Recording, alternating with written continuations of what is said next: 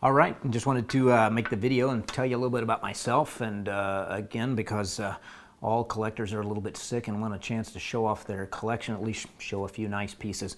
Lucky enough to have Joe Silva behind the camera, and he's immune to the boredom of listening to somebody talk about all this stuff. So I'm Tom Yarbrough. I'm an equine surgeon, and in that just means basically I put broken horses together for a living. That love and the art and science of surgery is part of what put me into this collecting field in the first place. I used to collect antique surgery texts because I loved to read about, again, the ways surgical techniques were developed through the years, and of course, in reading those, you certainly make the value less and less every time you read them, so gave up collecting books. But in doing that reading, I got to see the pictures of all the amazing equipment that was used and developed through the centuries, and fixated finally on surgery equipment. And if you want to be broke, then don't focus your collection. Just go ahead and collect anything that has to do with surgery, and you'll be guaranteed you won't have any free money left behind. Luckily, I got stopped fairly early on and got really focused on bloodletting equipment, just because of the fact that it was something that was considered state-of-the-art at the time, and now would be one of the pinnacle things of quackery. So when you're talking about bloodletting equipment, it goes across the spectrum. I would say this is the first little piece I bought, and back in those days I thought it was about as cool as it could possibly be. Strange little pocket knife where the blades themselves end up coming off at right angles. The idea behind them would be you'd end up placing this generally over the jugular vein of an animal, hitting it with a fleam stick, hopefully only letting out the amount of blood that you wanted, and then controlling the hemorrhage at the end of the day. Once you've spent a little bit of time learning and educating yourself about these, you find out that these things are about as common as they can be, even though to the layperson this would be an incredibly, incredibly rare little piece. But got me started, led me into my next little area. Found that what I would like to do is I love to find the inscribed and dated pieces.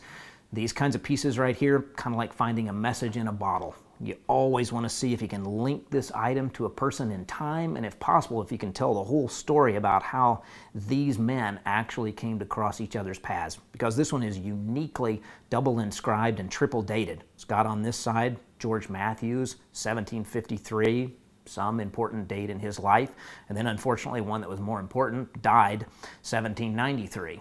Then on the opposite side, William Wade, who then took the piece over in 1804. But a lot of times, no matter how much research you do, these kinds of items, you never get that story. But sometimes you're lucky enough that it's somebody that actually is important historically, and then you can go ahead and link the item to the person, bringing you just a little bit closer to what it meant in time. This one right here is inscribed J.L. Ord. This is James Lycurgus Ord.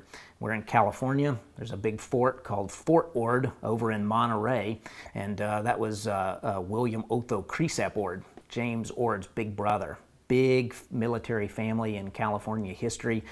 He was a consulate to Mexico for a long time, but this is a really, really interesting piece of surgical history to kind of allow you to step back in time and basically share something with this person once you've done the research to identify who he is. But even beyond that, the art is amazing for these little pieces of equipment. And here's 4 pieces that demonstrate that. Beautiful little gilded spring lancet, gorgeous gilded scarificator. Only difference between the two being this one right here was just designed to make one little hole in a vein, drain something. This one right here was crazy, designed to make, let's see what we got. We got 13 slices. Make a little superficial slice and just let the muscles ooze. But again, even beyond the grotesque nature of what they did, gorgeous, gorgeous little pieces of art. This one right here, dated 1790 and inscribed A. Fisher for Andreas Fischer. And this was the son of this man right here, John Jacob Fischer, who dated this one in 1755 out of Vienna. Big family of craftsmen in Vienna. Always nice to be able to hold a bunch of those collectibles and see how they changed and passed down their craftsmanship from generation to generation, and to see how those instruments changed. equally as gorgeous is this little tortoiseshell thumb lancet case right here. Heavily inscribed, probably for export out of China, turn of the century, around 1800. But to see it up close, it's just a wonderful group of scenes of people carrying water through the village. Not sure what that's got to do with bloodletting, but so be it.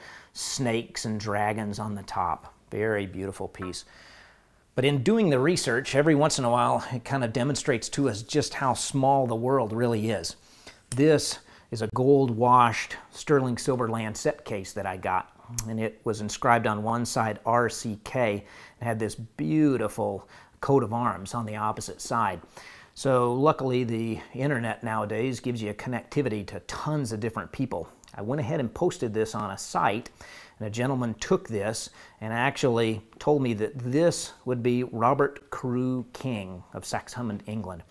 And it was kind of odd when he first wrote me this back. I thought, well, this must be somebody famous because I've heard this name before. And I did tons of research to try and find out who in the heck this guy was. To no avail. Couldn't find him to be a surgeon of any great fame at all. And then finally one day, as I was looking around through the rest of my collection and remnants of the old book collection I had, I happened to find this, which was a letter that I had gotten, and the reason I had bought it was autographed by Sir Benjamin Collins Brodie, and a relatively famous surgeon in his own right, and is the man who the Brodie abscess is named after.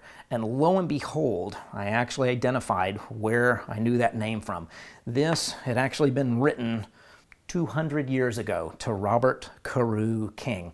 So a very interesting story as to how a lot of these things come full circle in this tiny little world of medicine and surgery. And finally, even in this little area where there's such a specific set of collectibles, it's amazing how you can actually go through and see how men spent so much time developing these beautifully intricate little pieces of machinery for no other purpose than to poke a hole in a vein. It's about as varied as you can possibly ever expect to see. An amputation saw is an amputation saw, very few changes. But there are literally hundreds and hundreds of forms. So this type of collectible gives you the opportunity to get into the whole gamut. Understand a little bit about physiology, look into the history, and then look into the beautiful craftsmanship. Thank you.